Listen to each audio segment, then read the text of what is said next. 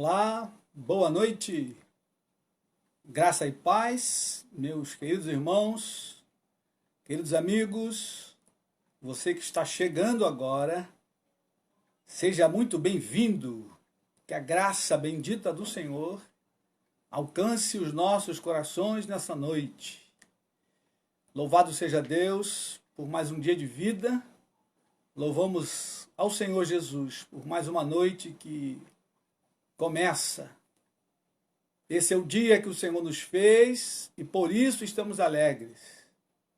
Queridos irmãos, vamos continuar hoje no mesmo tema. Vamos continuar trabalhando a teologia de missões no livro de Atos. Nós precisamos, nesse final de tempo da igreja aqui na Terra, trabalhar muito a teologia missionária, de maneira bíblica bem profunda. E nesse período vamos estar trabalhando no livro de Atos, teologia de missões a partir do livro de Atos. Hoje vamos para o terceiro encontro e vamos trabalhar a pregação de Pentecostes. No dia de Pentecostes, no derramamento do Espírito Santo, Pedro se levantou no meio dos apóstolos e deu o seu famoso discurso do dia de Pentecostes.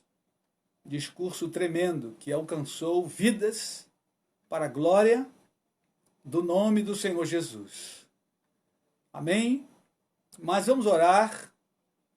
Antes de qualquer coisa, hoje vamos orar pelos missionários, os missionários da Missão Avante, e os demais missionários, os que conhecemos e os que também não conhecemos. Hoje tem um grande corpo de obreiros espalhado por todo o mundo, levando a palavra de Deus. E esse corpo de obreiros, de missionários, precisa aumentar. Jesus disse aos seus discípulos: rogai ao Senhor da seara que mande trabalhadores para a sua seara. Então, queridos, essa é uma oração que a gente jamais deve deixar de fazer. Rogar a Deus que levante missionários, que levante obreiros para a sua seara. Vamos orar pelos enfermos, os enfermos que conhecemos, os que vocês conhecem. Vamos orar pelo país, pela nossa nação, pedindo a Deus misericórdia. Milhares de enfermos, bastante pessoas já morreram, famílias enlutadas. Então temos que continuar clamando ao Senhor por esse tempo. Amém, queridos? Oremos ao Senhor. Pai bendito, nós te adoramos nessa noite. Exaltamos, Senhor, o teu nome pela tua bondade, tua graça, tua fidelidade, Senhor. Damos a ti a honra, a glória, o louvor e a adoração. Muito obrigado por esse dia, muito obrigado pelo pão de cada dia, Senhor. Muito obrigado porque o Senhor tem nos sustentado. Temos visto, ó Pai, os teus milagres. A tua mão poderosa tem estado sobre nós. Ó Senhor, cada vez que nos reunimos e ouvimos, Senhor, os testemunhos dos milagres que o Senhor tem feito na tua igreja, no corpo de Cristo, Pai. Bendizemos o teu nome, louvamos o teu santo e bendito nome, porque a tua palavra tem se cumprido, Senhor, na risca. O Senhor é aquele que cuida dos seus. O Senhor é aquele que supre cada uma das nossas necessidades. O Senhor é aquele que opera maravilhas e sinais no meio do teu povo, da tua igreja. Ó Deus bendito e amado, te louvamos nessa noite, glorificamos e exaltamos o teu nome, ó Pai. Senhor, essa noite queremos colocar em tuas mãos os missionários, ó Deus, aqueles que estão no campo e os que também estão no Brasil, se preparando para sair ao campo. Queremos rogar ao Senhor pela vida e a família do Natan e da Alessandra, pela vida do João Pedro, que está também se preparando. Ó Deus, e queremos rogar pela vida da Júlia. Senhor, visita aquela moça, aquela jovem, e manifesta o teu poder e a tua graça, Senhor, operando ali o teu milagre, trabalhando, Senhor, de forma poderosa trazendo, Senhor, libertação para a glória e para a honra do teu nome, Senhor, e que ela possa, junto com sua família, ó Deus, ouvir o chamado e se lançar novamente ao campo transcultural, para que o teu nome seja glorificado e exaltado nesta família. Ó Senhor, rogamos pela saúde da Alessandra, fortalece a tua filha, renova as forças, o ânimo, renova as forças de Natan, de João Pedro, cobre os teus filhos com o teu poder e a tua graça, Pai, no nome de Jesus. Ó Deus, rogamos pela vida da Renata, Senhor, sua família. Toma Renata em tuas mãos, fortalece, renova as forças, o ânimo. Ó Deus, visita a sua casa, a sua irmã e sua mãe. Ó Deus, que o teu evangelho possa manifestar ali o seu poder, salvando a mãe da Renata e a sua irmã, para o louvor e glória do teu nome. Ó Deus, rogamos pela equipe que está na Espanha, Senhor, rogamos pela vida do Guilherme, da Leila, do Pedro, da Gabi, toda aquela equipe naquela igreja em Granada. Ó Deus, manifesta ali o teu poder e a tua graça, para o louvor e para a glória do nome de Jesus, que o evangelho possa avançar na Espanha. Deus, que a tua palavra, Senhor, ela cresça naquele país. Ó Deus, que os obreiros que estão ali plantados possam avançar com a pregação do evangelho e o poder do Espírito Santo possa libertar vidas, meu Senhor.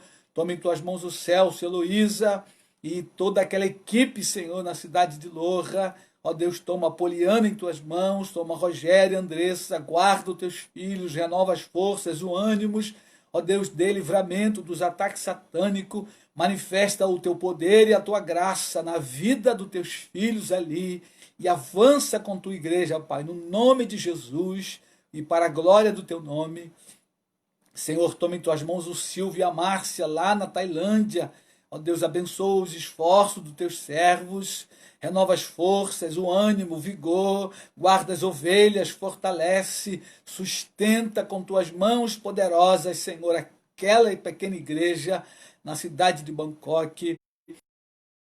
Juliana, os seus 3 filhos, guarda, Senhor, fortalece, livra da pandemia, livra de contágio, em nome do Senhor Jesus Cristo, que a tua palavra se estabeleça, Senhor, naquele país tão tenebroso. Ó Deus, que a tua glória possa iluminar aquela nação, em o nome de Jesus. Visita, Senhor, o Wellington e a Paula lá em Uganda, manifesta ali a tua glória, manifesta o teu poder naquele país, que o evangelho, Senhor, prevaleça, que Deus, aquela equipe, tenha poder do Espírito, autoridade do céu, na proclamação do evangelho, e que as trevas sejam dissipadas naquele país, ó Pai, para a glória do teu nome.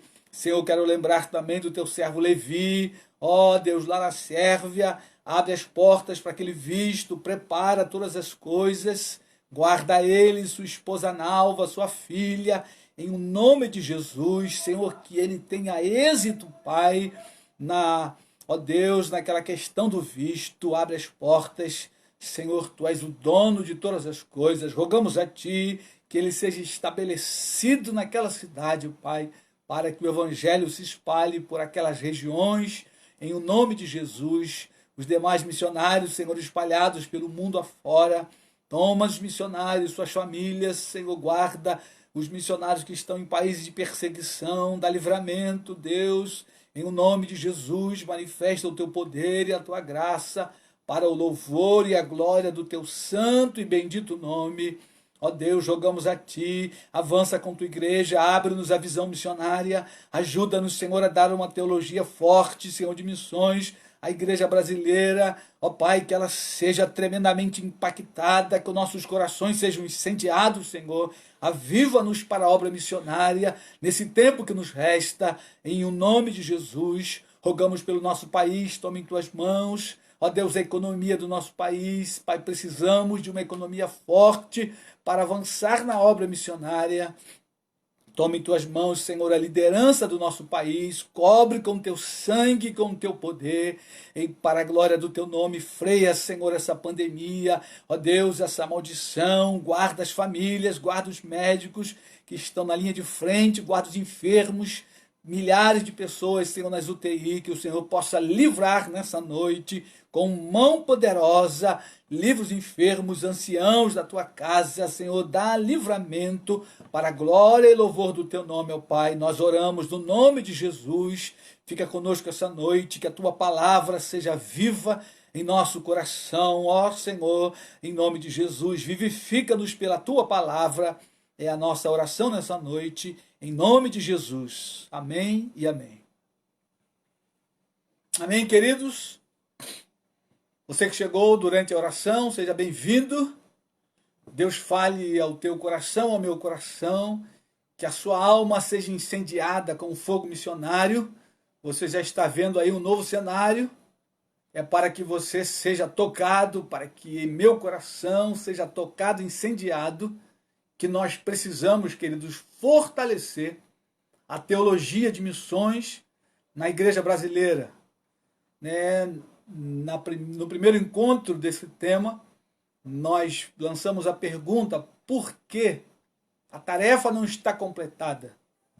E uma das razões, eu creio, é porque a teologia de missões no nosso país, ela foi fraca. Muitas igrejas se envolveram na década de 80 e 90, porém se envolveram em missões por modismo e preferência. E o resultado é que a onda passou e essas igrejas foram embora, muitas delas, ou talvez a maioria.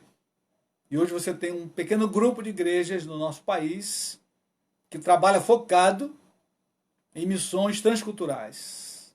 Porque a ordem do Senhor Jesus: vocês vão por todo o mundo e preguem o evangelho a toda criatura. Indo, vocês façam discípulos de todas as nações.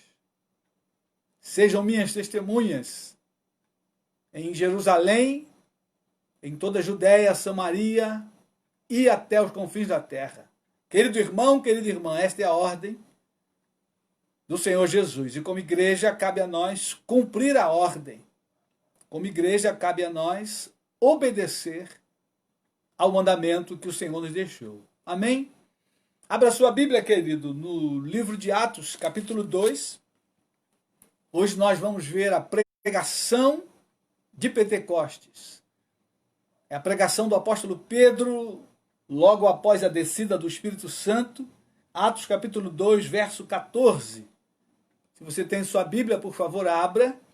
A pregação de Pedro, querido, foi algo tremendo. Foi uma pregação simples, porém ela foi bíblica e também foi cristocêntrica. Cristo foi o centro da mensagem do apóstolo Pedro. E como Cristo era o centro da mensagem, um dos focos principais foi a ressurreição do Senhor Jesus. Pedro vai falar da ressurreição de Cristo, dos versos 22, 24, 31, 33, 36. Por isso a pregação de Pedro foi tão relevante naquele momento.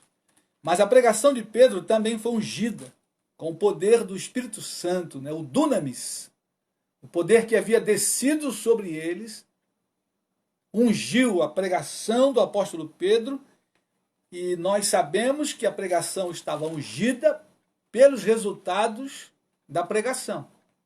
3.000 batizados. Ao final da pregação, as pessoas foram quebrantadas. A palavra diz que eles foram compungidos.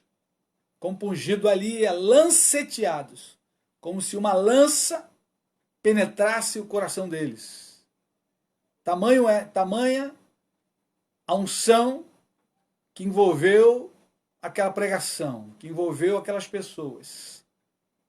E ao final da pregação, eles então perguntavam a Pedro: o que faremos, irmãos?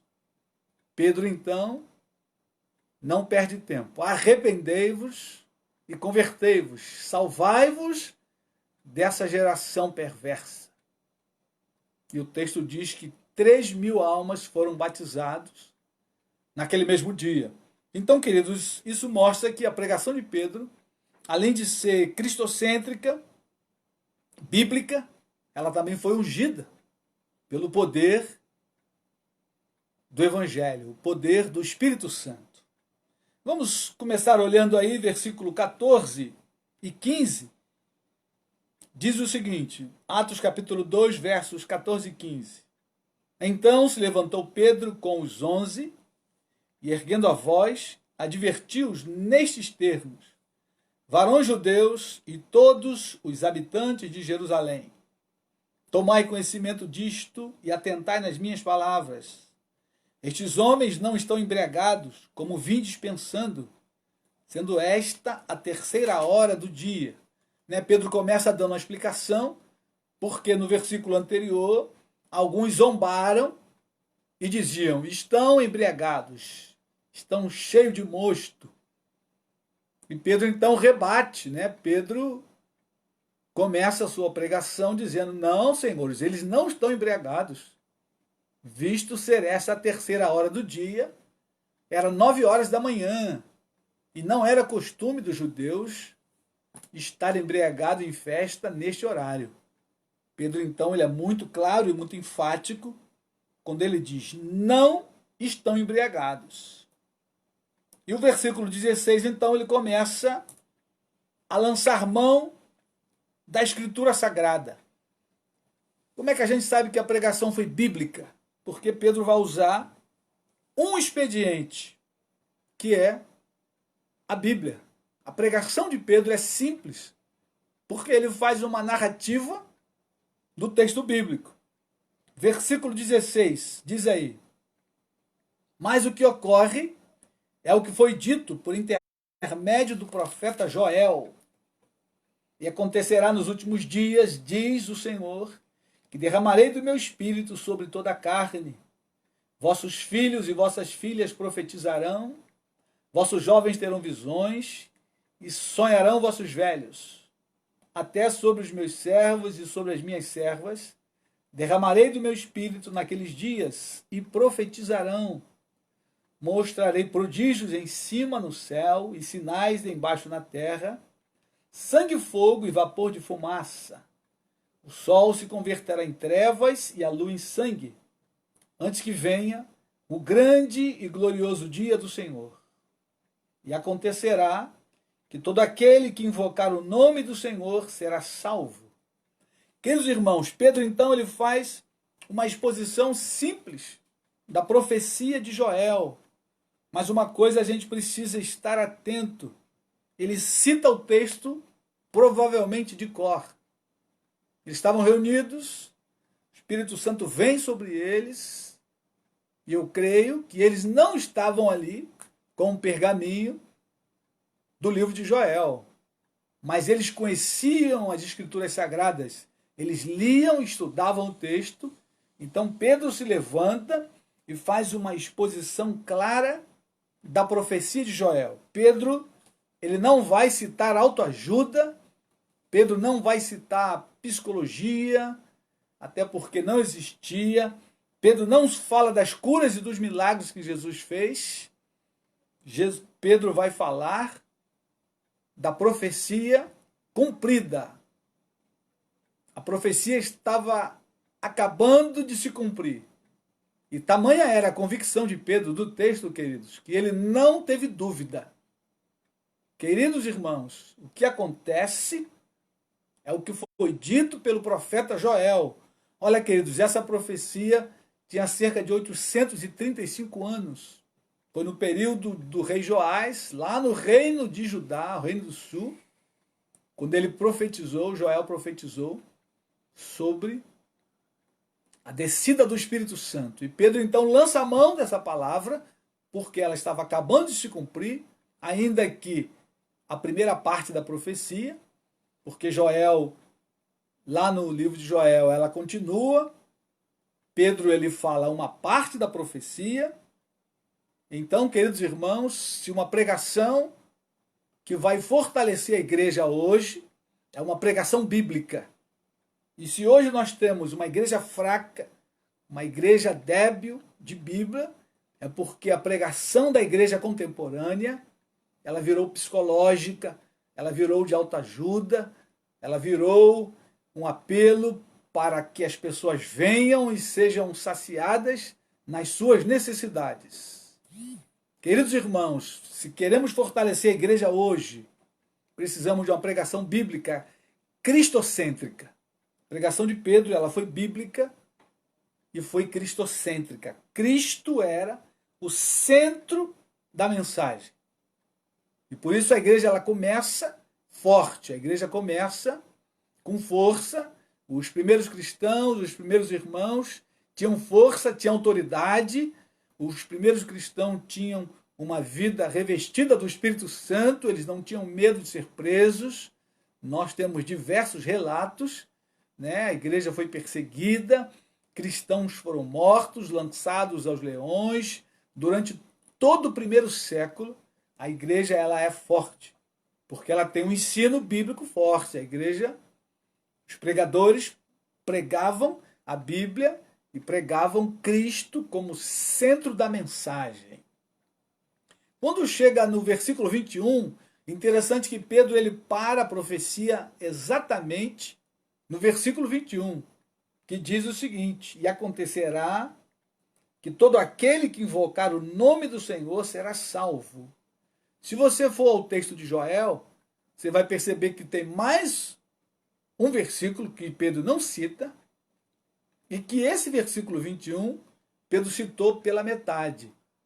Estrategicamente, Pedro parou na questão da salvação da alma.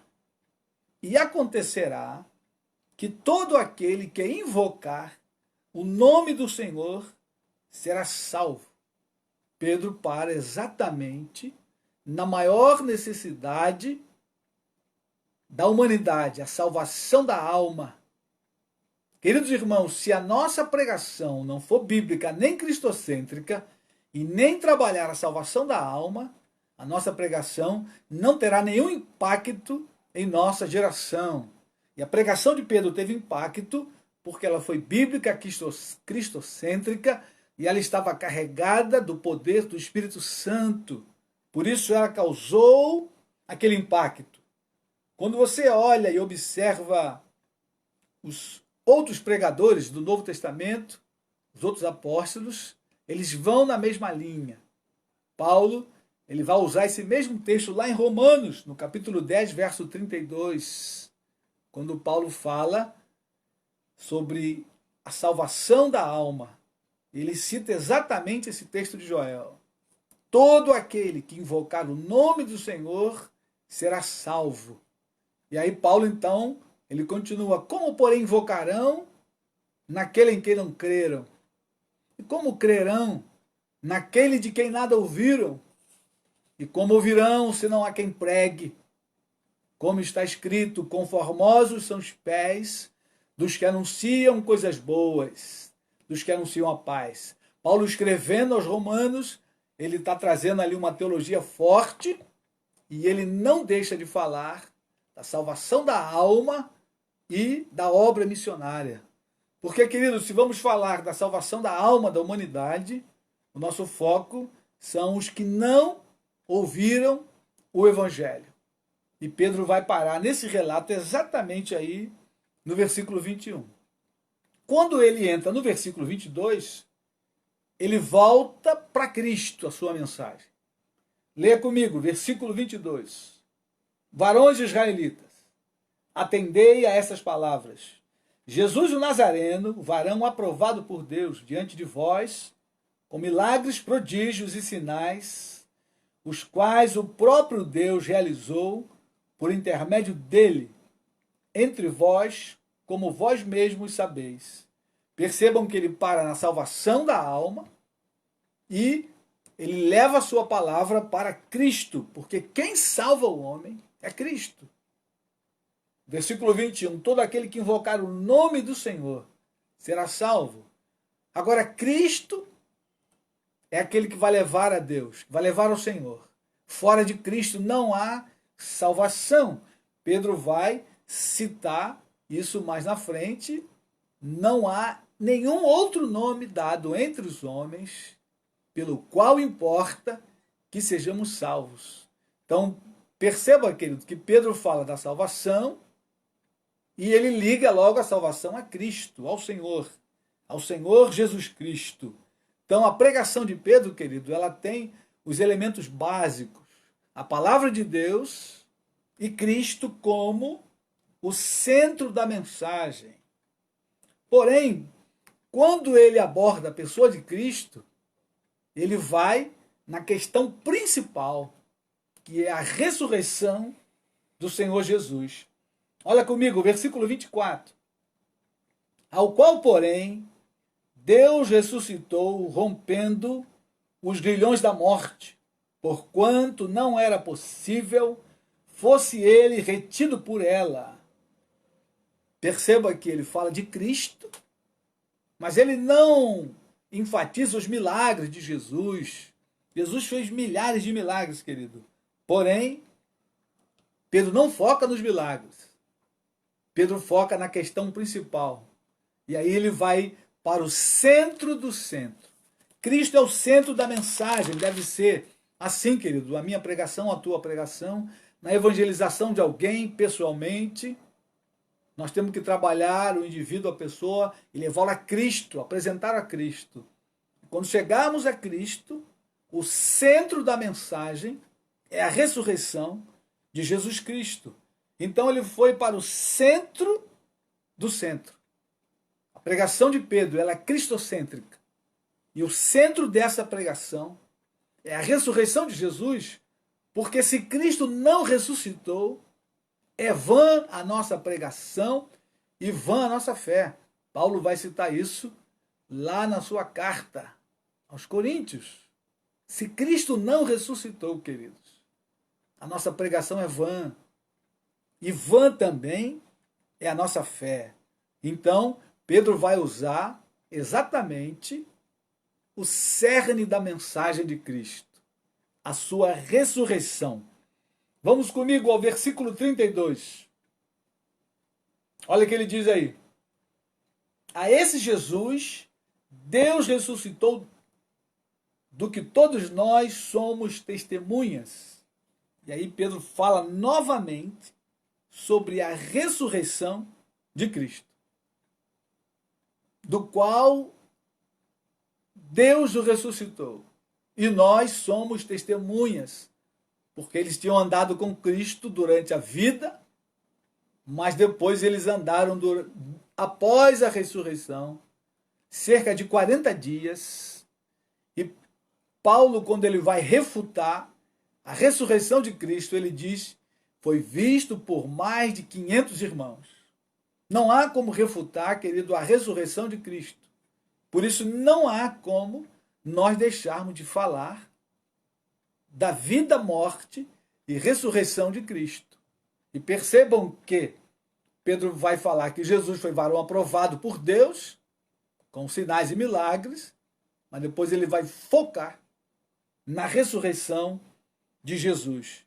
E quando olhamos o livro de Atos e as pregações de Pedro, e depois as pregações de Paulo, você vai perceber que Pedro vai falar constantemente sobre a ressurreição de Jesus. Independente das circunstâncias, dos momentos, seja qual for a plateia, Pedro vai falar e focar com muita clareza na ressurreição de Jesus. Vamos olhar uns textos. Atos capítulo 3, versículo 15. Pedro havia curado um coxo na porta do templo, eles foram para o templo orar, e havia ali um coxo pedindo esmola. Pedro então ora por ele, e aquele homem levanta e começa a andar, e era um coxo de nascença. E aí corre uma multidão para ver, e aí Pedro mais uma vez começa a pregar. E na sua pregação, qual o enfoque de Pedro? A ressurreição de Jesus. Versículo 15. Atos capítulo 3, verso 15. Olha o que diz aí. Dessarte, mataste o autor da vida, a quem Deus ressuscitou dentre os mortos, do que nós somos testemunhas. Essa palavra diz dessarte, né? Além do mais, Porque no versículo 14 ele diz aí: vós, porém, negaste o santo e o justo, e pediste que vos concedessem o homicida. Além do mais, vocês mataram o autor da vida, a quem Deus ressuscitou dentre os mortos, do qual nós somos testemunhas. Eles foram testemunhas oculares, queridos. Eles viram Cristo ressurreto dentre os mortos, e essa pregação não podia sair dos lábios dele, também não pode sair dos nossos, porque quando Tomé viu a Jesus ressurreto, Tomé tinha duvidado quando os discípulos disseram: vimos o Senhor. Ele ressuscitou. Tomé, incrédulo, disse: se eu não ver, se eu não tocar no furo das suas mãos, eu não acredito. Jesus aparece novamente aos discípulos e agora Tomé está junto. E Jesus se dirige direto a Tomé: não seja incrédulo, mas crente. Porque você viu e creu. Bem-aventurados os que não viram e creram. Então, querido, nós que não vimos, somos bem-aventurados. Mas nós cremos no testemunho dos apóstolos, nós cremos na Escritura Sagrada, e nós temos a nossa própria experiência de conversão, e com isso temos toda a clareza e certeza de que Cristo está vivo, ele ressuscitou dentre os mortos, e ele tem poder para salvar qualquer um, em qualquer situação, em qualquer tempo, em qualquer país do mundo, qualquer língua do planeta Terra. O poder do Evangelho, o poder da ressurreição de Jesus é suficiente para salvar e tirar a alma, seja ela qual for, seja ela aonde estiver, no pior abismo possível. O poder da ressurreição de Cristo pode salvar a alma do homem e transformá-lo em uma nova criatura. Esta é a mensagem do Evangelho, é o centro da mensagem do Evangelho, a ressurreição de Jesus. Mais à frente, no livro de Atos, capítulo 4, versículo 32, a cura daquele homem foi tão alarmante que os apóstolos foram presos. Os judeus, movidos de inveja, prenderam os apóstolos e levaram perante o sinédrio. E eles agora estão dando explicação sobre a cura de um homem. Capítulo 4, lá na frente, versículo 32. Perdão, versículo 33. Com grande poder os apóstolos davam testemunho da ressurreição do Senhor Jesus. E em todos eles havia abundante graça. Com grande poder, poder do Espírito Santo, dunamis, eles davam testemunho da ressurreição de Jesus. E no capítulo 5, aqui ainda não é o testemunho perante as autoridades, eles foram presos no capítulo 4, mas foram soltos. E aí no capítulo 5 eles foram presos novamente. Capítulo 5, verso 30. Agora sim eles estão respondendo às autoridades, porque foram arguídos. E olha o que Pedro diz. Atos capítulo 5, verso 30. O Deus de nossos pais ressuscitou a Jesus, a quem vós matastes, pendurando no madeiro. Deus, porém, com a sua destra, o exaltou a príncipe e salvador, a fim de conceder a Israel arrependimento e remissão de pecados. Ora, nós somos testemunhas destes fatos, e bem assim o Espírito Santo, que Deus outorgou aos que lhe obedecem. Pedro fala novamente da ressurreição de Cristo. Pedro diz que eles mataram, e Pedro diz: nós somos testemunhas desses fatos. Pedro está cumprindo a ordem de Jesus. Vocês serão minhas testemunhas, tanto em Jerusalém, como em toda a Judéia, Samaria e até os confins da terra. Porém, notaram uma coisa: eles ainda estão em Jerusalém. A igreja ainda não saiu de Jerusalém, ela ainda está focada em Jerusalém.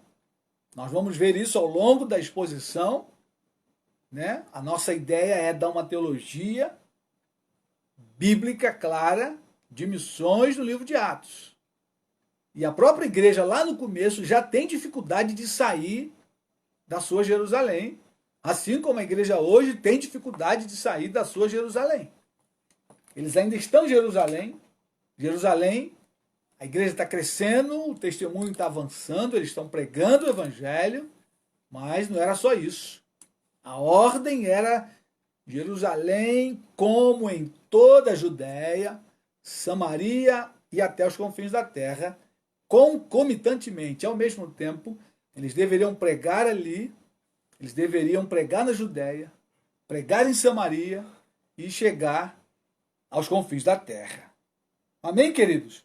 Vamos olhar um pouco a pregação de Paulo. Paulo vai na mesma linha da pregação de Pedro. Paulo se converte alguns anos depois e ele entra em cena muitos anos depois da sua conversão. Ele aparece na conversão, depois ele sai de cena e depois ele volta lá, já com 11 anos de convertido. Então, Paulo reaparece para começar ali a primeira viagem missionária. Mas a gente vai em alguns textos e olhar um pouco da pregação de Paulo, como ela tem semelhança com a pregação de Pedro. Ela é bíblica, ela é cristocêntrica e ela vai apontar a ressurreição do Senhor Jesus. Vamos a Atos capítulo 13. Atos 13, que fala da primeira viagem missionária.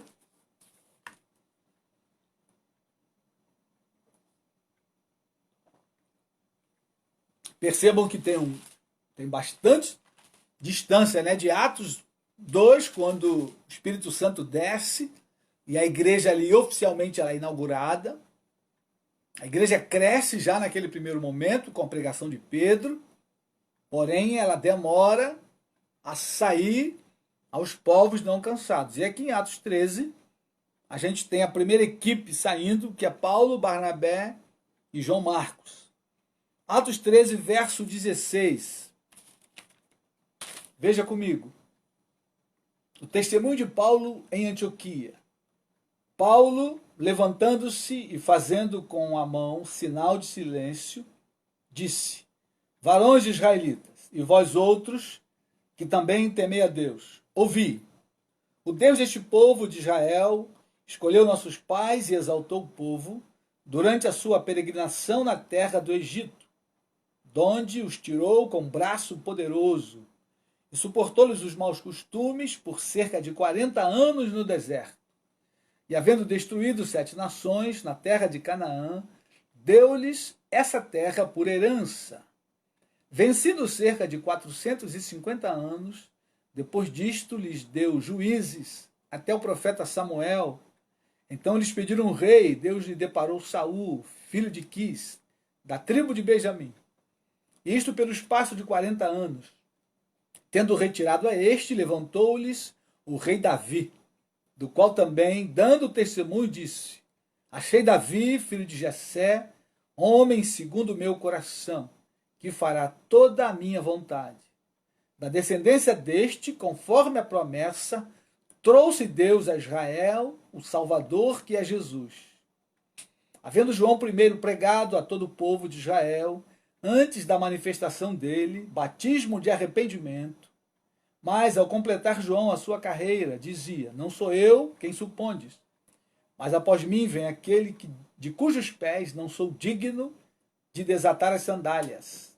Irmãos, descendência de Abraão, e vós outros, os que temeis a Deus, a nós nos foi enviada a palavra desta salvação, pois os que habitavam em Jerusalém e as suas autoridades, não conhecendo Jesus nem os ensinos dos profetas, que se leem todos os sábados, quando o condenaram, cumpriram as profecias. E embora não achassem nenhuma causa de morte, pediram a Pilatos que ele fosse morto. Depois de cumprirem tudo o que a respeito dele estava escrito, tirando do madeiro, puseram-no em um túmulo mas Deus o ressuscitou dentre os mortos e foi visto muitos dias pelos que com ele subiram da Galiléia para Jerusalém, os quais são agora as suas testemunhas perante o povo. Nós vos anunciamos o evangelho da promessa feita a nossos pais.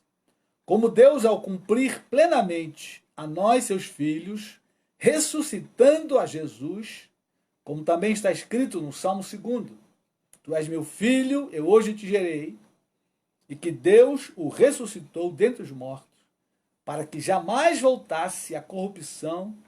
Desta maneira o disse, e cumprirei a vosso favor as santas e fiéis promessas feitas a Davi. Por isso também diz em outro salmo, não permitirá que o teu santo veja a corrupção. Porque, na verdade, tendo Davi servido a sua própria geração, conforme o desígnio de Deus, adormeceu, foi para junto de seus pais e viu corrupção. Porém, aquele a quem Deus ressuscitou, não viu corrupção.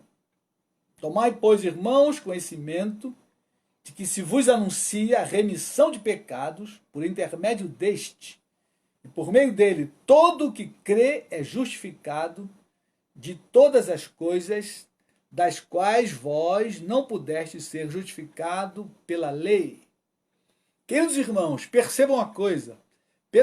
Paulo vai exatamente na mesma linha de Pedro. Ele cita o Antigo Testamento, que era a Bíblia deles. Ele vai à pessoa de Jesus e ele vai falar da ressurreição. Ele fala de Davi. Pedro também vai falar de Davi, vai usar essa mesma profecia. O texto lá de Atos, capítulo 2, ele vai na mesma linha, porque Davi nessa profecia fala que Jesus não foi deixado na morte. E Paulo aqui, da mesma forma, ele vai usar o mesmo expediente. Paulo vai usar 4 vezes a expressão ressurreição, ressurreto dentre os mortos. Pedro lá, querido, está falando a muitos judeus. Porém, tinha prosélitos, que eram pessoas de outras nacionalidades, que se converteram ao judaísmo. E tinha também alguns estrangeiros, romanos, cretenses, arábios. Mas perceba que Paulo lança a mão do Antigo Testamento, porque é a Bíblia deles, e porque os judeus tinham conhecimento. Paulo aqui faz a mesma coisa. Ele lança a mão da Escritura Sagrada, fala das profecias cumpridas. Ele, quando vai à pessoa de Jesus, ele vai falar da ressurreição dentre os mortos. E aí talvez você possa pensar, mas é claro, ele estava falando aos judeus que tinham pleno conhecimento da Escritura Sagrada. Mas não, queridos. A nossa pregação precisa ser cristocêntrica.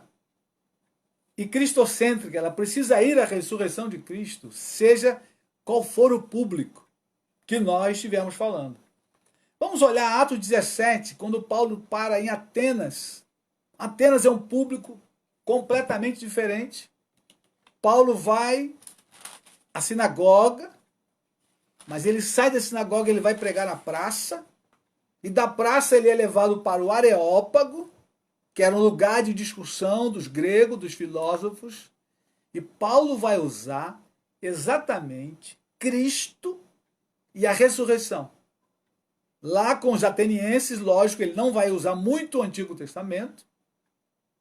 Ele vai pegar os deuses que eles adoravam de maneira errada, e ali ele entra ao Deus desconhecido. Paulo usa então ali um abridor de olhos.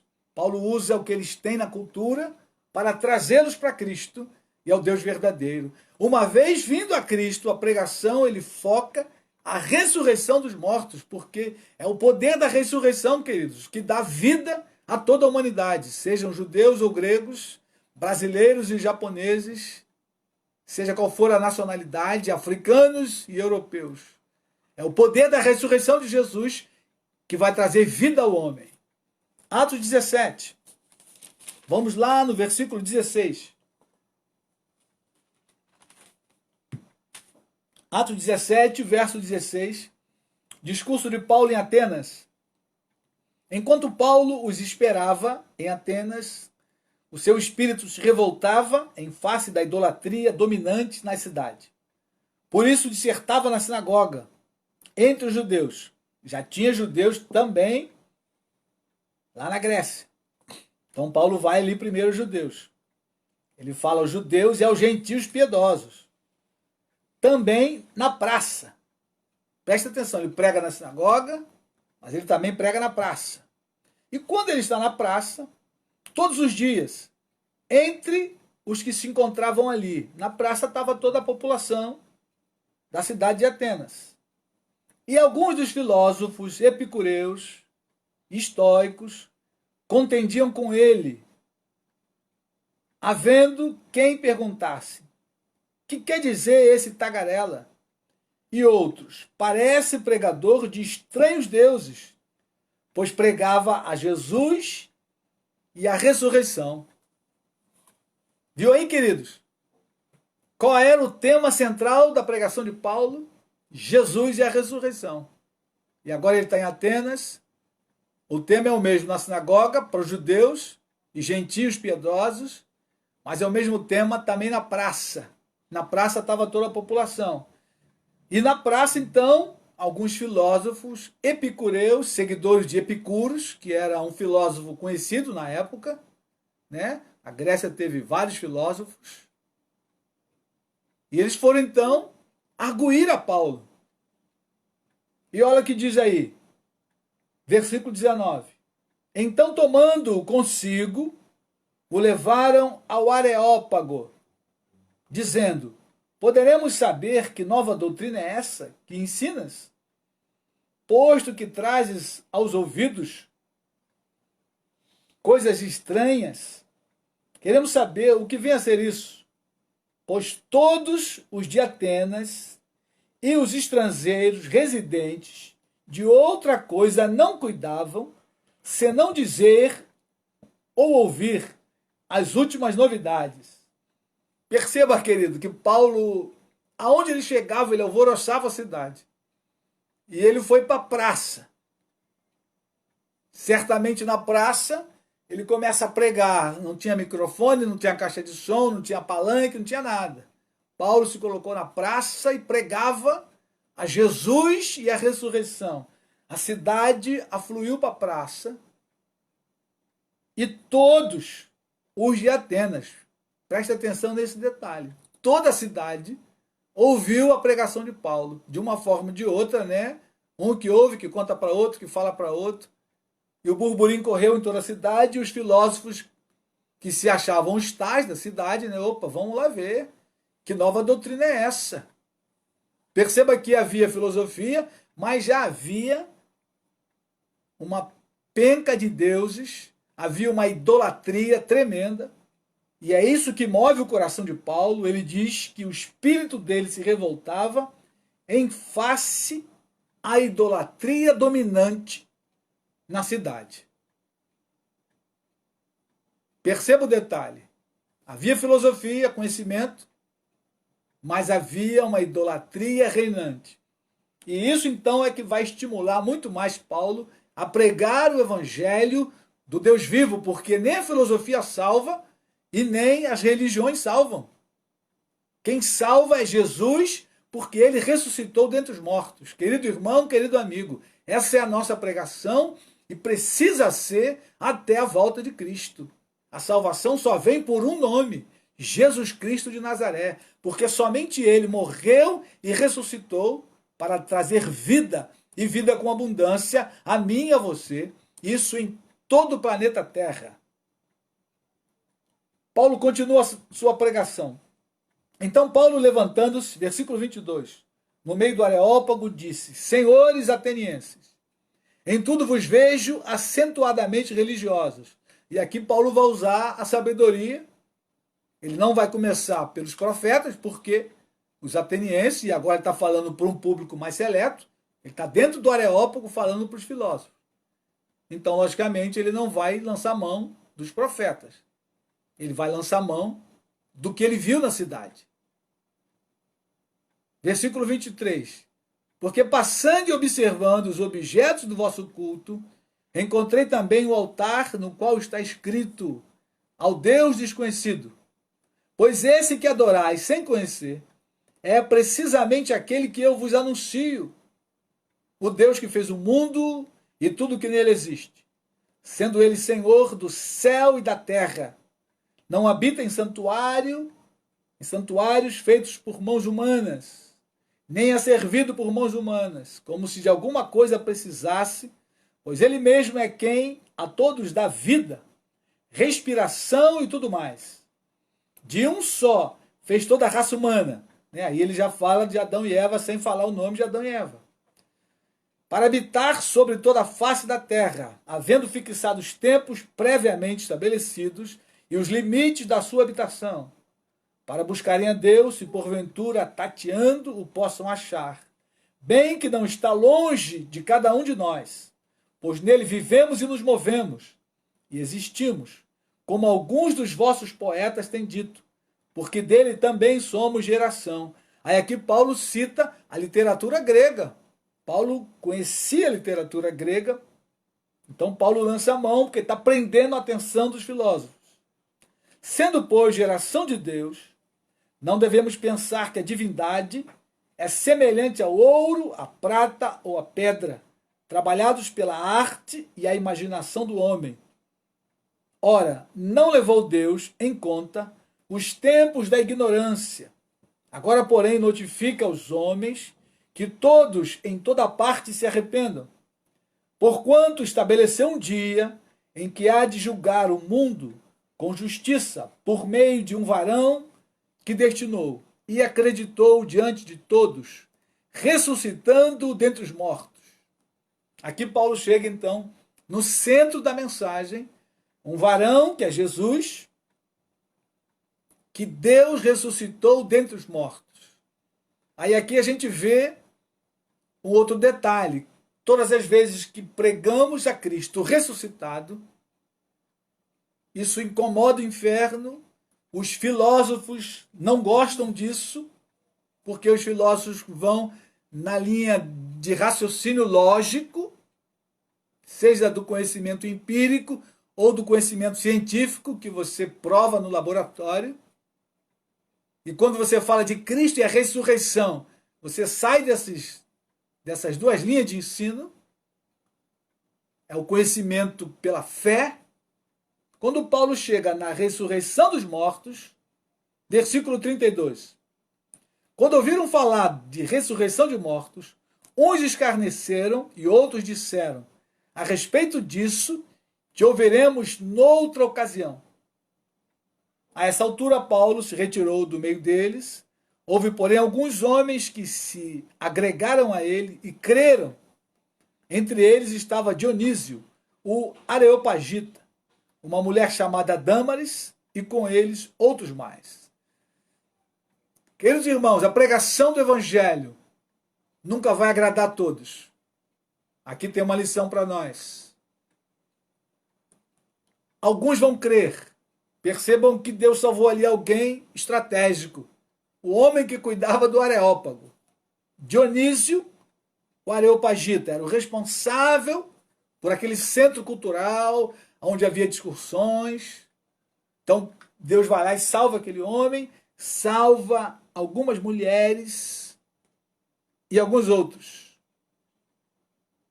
E alguns foram escarnecendo. Sempre vai haver os escarnecedores, por isso a gente não tem que ter medo de pregar o evangelho e nem tem que ficar trocando, querido, a nossa mensagem. A mensagem é a mesma. Jesus Cristo, esse ressurreto. Você pode começar num ponto para trazer o ouvinte. Paulo aqui usa de sabedoria, ele usa a questão dos ídolos, ele usa a literatura grega, mas ele pega a sua mensagem e leva para Cristo e esse ressurreto. Se a nossa pregação não tem Cristo e a ressurreição, ela está incompleta. Ela não tem base, não tem fundamento, ela não é forte. Quem vem para Cristo com mensagem psicológica, com autoajuda, via de regra não se converte. Ele se convence, e aí quando vem a aprovação, ele vai embora. É o que acontece hoje com a igreja brasileira, essa multidão de gente que entra e sai o tempo todo. porque foram convencidos por uma pregação psicológica e de autoajuda. Eles não foram convertidos, transformados pela pregação da ressurreição de Cristo, que salva o homem do poder do pecado, do poder das trevas, e traz o homem da potestade de Satanás para Deus. Amém, querido? Mas antes de encerrar, vamos olhar mais uns textos. Paulo aqui está em Atenas, tem filósofos, tem judeus, tem gregos, tem gente multiculturais, multinações. Mas Paulo vai à ressurreição de Cristo. Quando, lá na frente, Atos 26, depois nós vamos encerrar em Coríntios, Paulo falando da mensagem da cruz. Vamos à frente aí, Atos 26, Paulo agora está preso, e ele vai dar o testemunho diante do rei Agripa. Percebam que Pedro está em Jerusalém, com um povo simples, judeus e gente de todas as nações, e a mensagem é uma: Jesus Cristo é a ressurreição. Paulo está em Atenas falando para filósofos, judeus e gente do povo. A mensagem é uma: Jesus é a ressurreição. Paulo agora está diante de, pelo menos ali, 4 ou 5 autoridades, porque ele está diante de Festo e diante do rei Agripa. Agripa está acompanhado da sua esposa e provavelmente tinham outras pessoas. Paulo então vai dar o seu testemunho de conversão e vai chegar exatamente na ressurreição de Cristo. Atos 26, vamos ler o versículo 8 e depois vamos ao versículo 23. Não vamos ler o texto todo. Ele diz aí, Atos 26, verso 8. Por que se julga incrível entre vós que Deus ressuscite os mortos? Né? Paulo fala algumas coisas e logo ele entra na questão da ressurreição. Por que se acha incrível que Deus ressuscite os mortos? Porque Paulo quer levar a conversa dele, o testemunho dele, para o ponto central, que é a ressurreição de Jesus, que é o poder de Deus para salvar o homem. E aí ele fala mais algumas coisas, fala do testemunho, da conversão, do milagre que aconteceu com ele. E aí lá na frente, versículo 23. Isto é, que o Cristo devia padecer e, sendo o primeiro da ressurreição dos mortos, anunciaria a luz ao povo e aos gentios. Ele vai falar de Moisés um pouco antes, e ele vai novamente para o ponto central. Cristo haveria de padecer, ia morrer, mas não ia ficar na morte. Seria o primeiro da ressurreição dos mortos.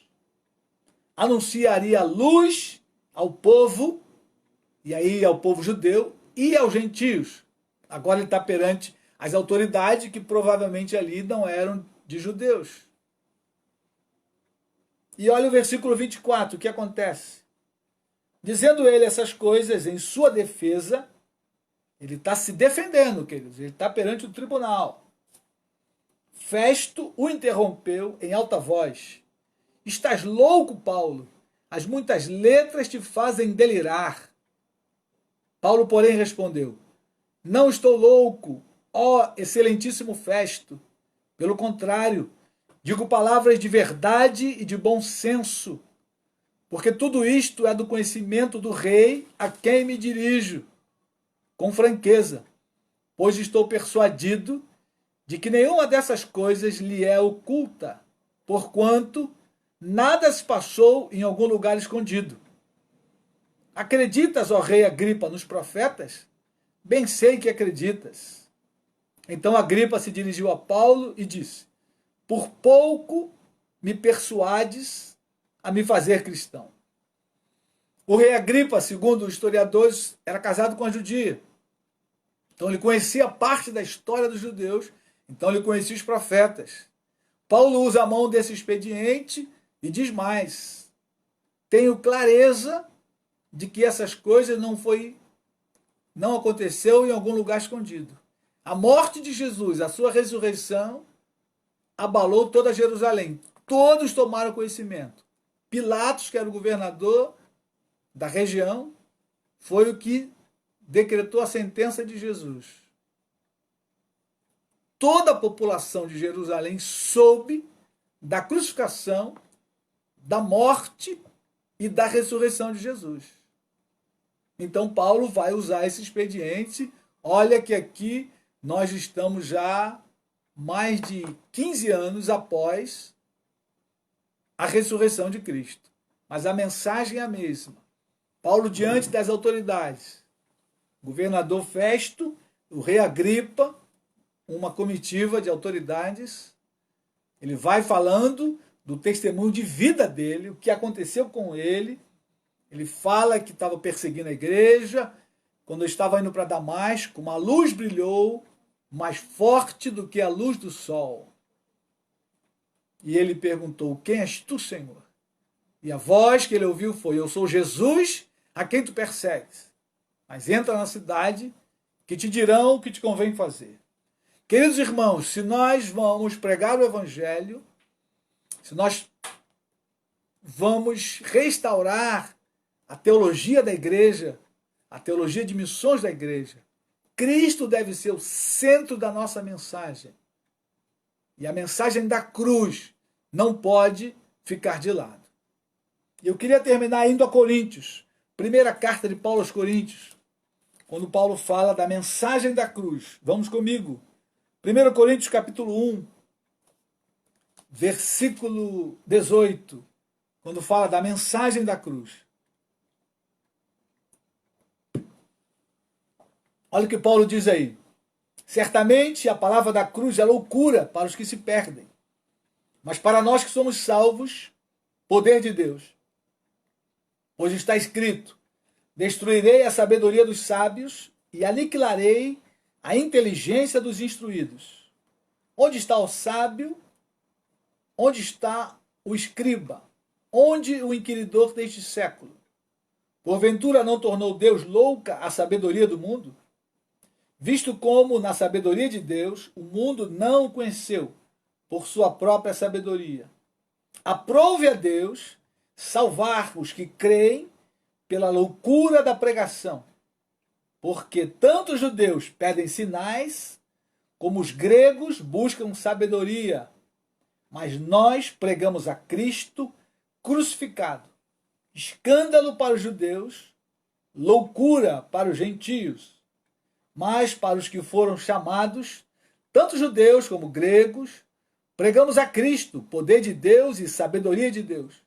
Porque a loucura de Deus é mais sábia do que os homens, e a fraqueza de Deus é mais forte do que os homens. Paulo, querido, está dizendo aqui claramente que a mensagem da cruz não pode ser abandonada pela igreja, tanto para os gregos, que buscam sabedoria, quanto para os judeus, que buscavam sinais. A mensagem é uma só: Cristo, que morreu e ressuscitou. Quando ele fala da mensagem da cruz, logo ele está apontando para o Cristo que morreu, mas que também ressuscitou, não ficou morto dentre os mortos, mas ele ressuscitou. Queridos irmãos, se queremos então levar uma igreja a se envolver com missões, a nossa teologia missionária precisa ser cristocêntrica. A nossa mensagem precisa ser cristocêntrica. Os missionários que vão sair daqui para fora precisam ir com essa mensagem. Cristo que morreu, ele ressuscitou dentre os mortos e ele está vivo, seja para os europeus, que hoje vivem um pós-cristianismo, seja para os índios, no interior da Amazônia, seja para os africanos, seja para os asiáticos, a mensagem é a mesma. Cristo, que morreu e ressuscitou, e está vivo. E é esse poder da ressurreição que pode salvar o homem, seja ele qual for. Ele só precisa crer em Cristo, crer no poder da cruz, no poder que ressuscitou a Cristo dentre os mortos. Amém, queridos? Então essa é a mensagem. E é isso que devemos estudar. A psicologia, a autoajuda, nada disso vai salvar o homem. O que vai salvar o homem é a mensagem da cruz. Cristo que morreu e ressuscitou. E está sentado à direita de Deus. Muitos vão escarnecer, outros vão zombar. Mas alguns vão crer. E aqueles que crerem nessa mensagem serão edificados, ficarão sólidos, cristãos fortes, que vão levar o evangelho aos quatro cantos da terra até que o nosso Senhor volte. Amém, queridos? Se Jesus não voltar, nós, na quarta-feira, seguiremos olhando no livro de Atos, a teologia de missões. Nós vamos ver detalhes importantes para nós como igreja brasileira, que precisa continuar na pregação do evangelho enquanto Cristo não voltar, querido. A pregação é essa. Temos que ir aos povos não alcançados. Uma vez, entre eles, a pregação é Cristo que ressuscitou dentre os mortos e tem poder para libertar o homem, seja ele budista, preso na sua mente pelo budismo, seja ele muçulmano, seja ele ateu, seja ele de qual religião for. A mensagem é uma só. O Cristo ressurreto tem poder para salvar todo aquele que crê. Amém? Oremos ao Senhor. Pai querido, te adoramos por esse dia, te adoramos pela tua palavra, que é viva e eficaz, a tua palavra que não volta vazia, a tua palavra que fará aquilo que te apraz. Ó Deus eterno, muito obrigado pela tua palavra, aviva-nos o coração e a alma todos os dias, incendeia o nosso coração com fogo missionário. Ó Deus, abre os nossos olhos para que possamos olhar por cima dos muros, Senhor, e então orar todos os dias pelos missionários do campo, orar para que Deus levante ceifeiros. Ó Deus, levanta uma nova geração de missionários, homens e mulheres que vão dar a vida inteira lá no campo, Senhor, pregando entre os povos não alcançados da terra. Levanta mantenedores, homens e mulheres sérios que se entregam à manutenção e à oração para a glória do teu nome, Senhor, para que os missionários permaneçam no campo, pregando a tua palavra. Visita-os nessa hora, guarda o coração e a mente de cada um dos missionários, Senhor. É a nossa oração.